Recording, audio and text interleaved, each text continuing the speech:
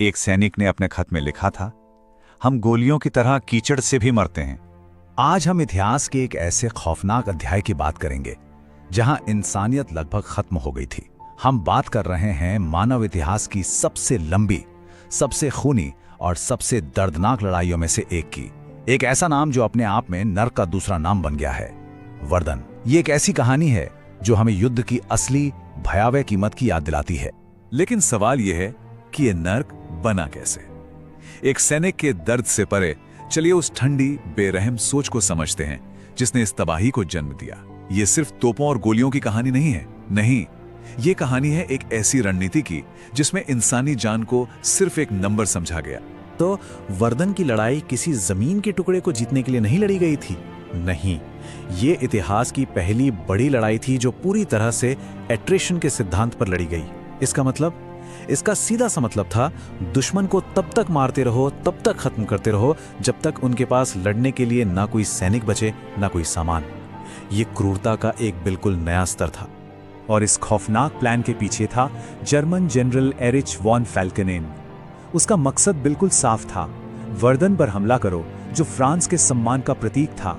ऐसा करने से फ्रांस उसे बचाने के लिए अपनी पूरी ताकत झोंक देगा और इस प्रक्रिया में उसकी पूरी सेना का खून बहा दिया जाएगा। मतलब जानबूझकर एक कसाई खाना बनाया जा रहा था।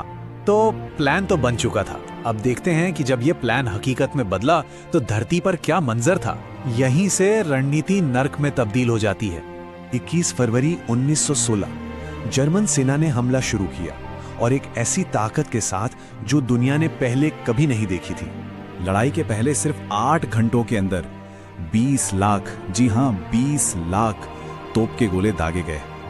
ये उस वक्त तक के मानव इतिहास की सबसे बड़ी, सबसे भयानक आर्टिलरी बमबारी थी।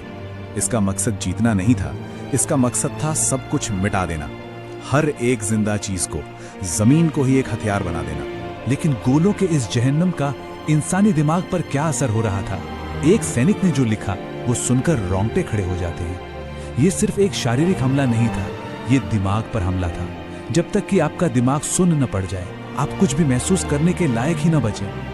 और जो सैनिक इस शुरुआती बमबारी से किसी तरह बच भी गए, उनके लिए खाइयों में एक अलग ही किस्म का नर्क इंतजार कर रहा था। एक ऐसा नर्क जो शायद गोलियों से भी ज्यादा खौफनाक था। सुनिए एक सैनिक के शब्द, ये सिर्फ कहने की बात नहीं थी। पूरा बैटलफील्ड कीचड़, पानी और इंसानी जिस्मों के टुकड़ों का एक दलदल बन चुका था। सैनिक सचमुच इसमें डूबकर मर जाते थे। वो कीचड़ में रहते थे, कीचड़ में लड़ते थे और अपने ही साथियों की लाशों से भरे कीचड़ में मर जाते थे। जरा सोचिए, खाइयों की जिंदगी कैसी रही होगी। हर पल शेल शॉक का डर कि दिमाग काम करना बंद कर देगा। जख्मों में गैंग्रीन और बीमारियां फैल रही हैं। चारों तरफ चूहे, जूं और गंदगी का अंबार है। और वो गंध, सड़ती हुई लाशों और इंसानी मल की वो गंध जो कभी नहीं जाती थी। ये एक ऐसा मनोवैज्ञानिक टॉर्चर था कि कई सैनिकों के शरीर टूटने से पहले उनके दिमाग टूट जाते थे। और इस खौफ को महसूस करने के लिए ये एक सैनिक का अनुभव सुनिए। जरा सोचिए उस सिपाही के बारे में जिसे हर पल इस हकीकत के साथ जीना पड़ रहा था, जहां मरे हुए भी आपका पीछा नहीं छोड़ते। तो चलिए अब बात करते हैं कीमत की। इस तबाही की इंसानी कीमत क्या थी और जमीन पर इसके कैसे निशान पड़े जो आज तक नहीं मिटे। ये आंकड़े देखिए, ये बताते हैं कि फॉल्केनहेम का प्लान कितना गलत साबित हुआ। वो फ्रांस का खून बहाना चाहता था, लेकिन इस कसाई खाने में जर्मन सेना का भी उतना ही खून बहा। फ्रांस के करीब 4 लाख सैनिक हताहत हुए, तो जर्मनी के भी 3.5 लाख। ये किसी की जीत नहीं थी, ये सिर्फ और सिर्फ बर्बादी थी। और इन हताहतों में से 3 लाख, ये वो संख्या है जो मारे गए सैनिकों की है। 3 लाख जाने, एक पूरा का पूरा शहर जो मिटा दिया गया। और इस नंबर को और गहराई से समझिए, ये मौतें 300 दिनों में हुई।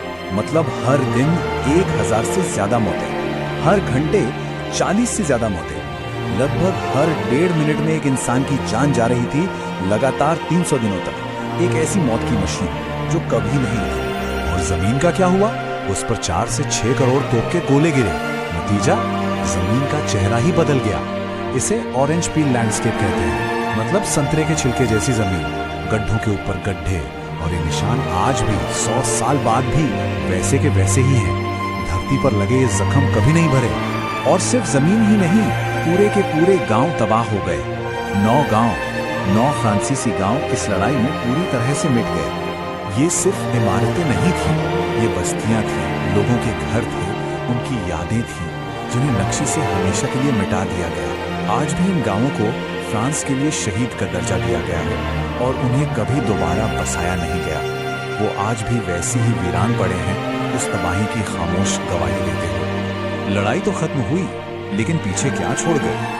चलिए अब बात करते हैं उन निशानों की जो आज भी बाकी हैं, और इस लड़ाई की दर्दनाक विरासत की।